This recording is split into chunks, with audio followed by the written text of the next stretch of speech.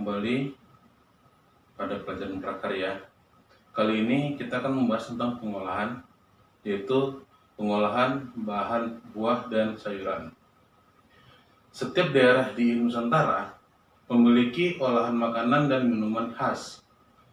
Dulu, manusia memakan langsung makanan yang diperoleh dari alam dalam bentuk segar, tanpa proses pemasakan atau pengolahan terlebih dahulu. Nah, jadi dengan kata lain, dahulu kala manusia itu makanan begitu dapat langsung dimakan. Tetapi sekarang manusia lebih sering mengolah makanan tersebut, buah atau sayuran yang sebelum dimakan. Jadi dia mengolah terlebih dahulu buah dan sayuran atau makanan yang didapatnya. Ya, tidak semua makanan didapat itu langsung dimakan, tapi kebanyakan dia diolah. Nah, sekarang apa arti pengolahan? Nah, pengolahan artinya membuat atau menciptakan bahan dasar menjadi produk jadi agar dapat dimanfaatkan untuk kebaikan. Pada prinsipnya, kerja pengolahan adalah mengubah fungsi, bentuk, sifat maupun kualitas bahan. Misalkan buah alpukat. Nah, buah alpukat tadi ketika dijus dia akan berubah bentuknya. Ya, mungkin yang awalnya keras menjadi hancur atau lembek. Nah, itu adalah prinsip kerja pengolahan. Nah, lalu kerja pengolahan itu sendiri menggunakan desain sistem. Nah, apa itu desain sistem? Desain sistem itu yaitu mengubah bahan mentah menjadi produk baru. Nah, jadi bahan mentah tadi dia akan dirubah menjadi produk baru, sama seperti yang saya sebutkan, ya. Misal alpukat yang awalnya dia keras, lalu dia berubah menjadi lunak. Nah, berarti dia berubah menjadi produk yang baru. Tetapi yang bermanfaat, ya, dan mengubah bahan mentah menjadi produk baru yang bermanfaat dengan teknik. Nah, jadi ada tekniknya, ya. Dengan teknik mencampur, mengolah, dan memodifikasi bahan tersebut. Nah, jadi kerja pengolahan itu sendiri dia, ya, mengubah bahan mentah menjadi produk baru dengan teknik mencampur, mengolah, dan memodifikasi. Nah, lalu Indonesia terkenal sebagai negara agraris yang menghasilkan beraneka produk pertanian, mulai dari tanaman nabati, ya, seperti buah-buahan dan sayuran. Nah, sekarang buah dan sayuran. Apa yang maksud buah dan sayuran tersebut?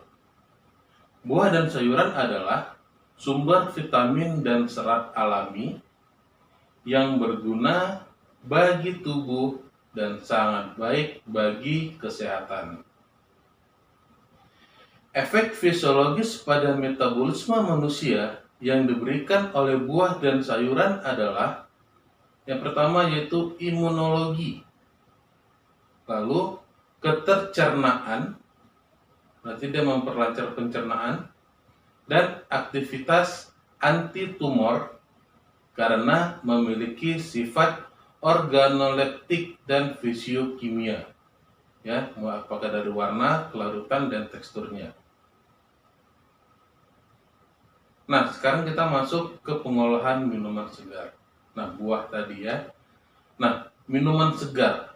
Minuman segar itu adalah minuman yang menghilangkan rasa dahaga, menyegarkan, terasa nyaman, ringan, dan menyehatkan. Buah dan sayuran dapat dibuat minuman segar.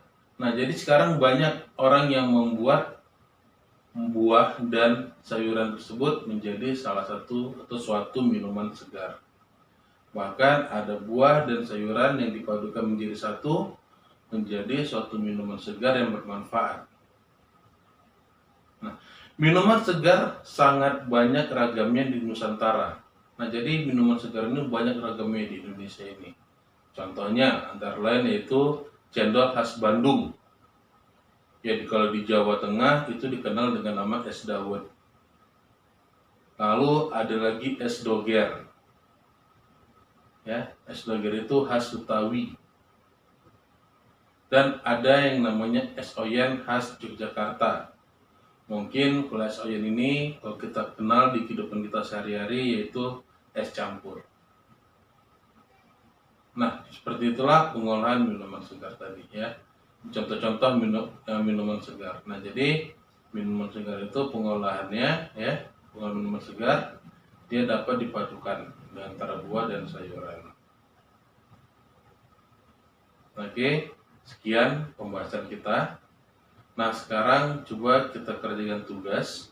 Nanti kerjakan pada Google Classroom ya.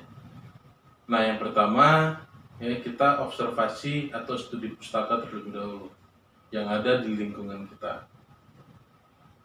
Oke, yang pertama, amati ya, di lingkungan kita itu yang pertama adalah datalah minuman segar berbahan buah dan sayuran yang ada di daerahmu. Nah, jadi kita data dulu minuman segar dan berbahan buah dan sayuran yang ada di daerah kita. Lalu teliti bahan buah dan sayuran yang ada pada minuman segar tersebut serta kandungan manfaatnya. Nah, jadi kita teliti dulu bahan buah dan sayurannya apa, lalu ya kita lihat juga manfaat dari buah dan sayuran tadi setelah menjadi minuman tadi itu apa. Lalu yang ketiga, apa manfaat bagian lain dari buah dan sayuran pada minuman segar tersebut? Ya, manfaatnya apa? Nah, jadi sama seperti yang nomor 2 tadi. Setelah itu, bagaimana latar belakang atau sejarah keberadaan minuman segar tersebut? Nah, apa latar belakang atau apa sejarah dari minuman segar tersebut? Kenapa menjadi minuman segar tersebut? Nah, yang kelima, saat melakukan observasi dan wawancara, hendaknya kamu bersikap ramah, berbicara sopan, bekerja sama, dan toleransi dengan teman kelompokmu. Ya, dan terakhir, jika tidak bisa observasi atau kalau tidak ada yang berjualan atau yang membuat minuman segar di daerah kita, carilah dari buku sumber atau dapat juga kita mencarinya dari internet. Ya, contoh. Nah, di lembar kerja 1. Di lembar kerja 1 ini ya ada tabel. Kalau kita perhatikan di tabel tadi, yang pertama ada nama minuman segar, bahan atau buah sayuran yang digunakan itu apa, lalu kandungan atau manfaatnya apa, serta sejarah atau latar belakang yang membuat minuman segar tersebut. Sebagai contoh, ya, nama minuman segar. Nama minuman segar yang pertama misalnya es jeruk nipis. Nah, jadi kalau es jeruk nipis, kalau seandainya nama dari buah atau sayurannya itu ya, bahannya itu adalah jelas jeruk nipis. Nah, lalu kandungan yang terdapat di dalamnya adalah ya, kandungan atau manfaatnya. Selain sebagai minuman penyegar saat cuaca panas, jeruk nipis juga mengandung vitamin C yang baik untuk kesehatan. Nah, itulah manfaat dari es jeruk nipis. Nah, lalu yang melatar belakangi atau sejarah dari tercipta es jeruk nipis ini, ya, jeruk nipis berguna untuk mengusir bau amis dan menambah rasa asam pada makanan berkuah. Nah, itu adalah sejarahnya.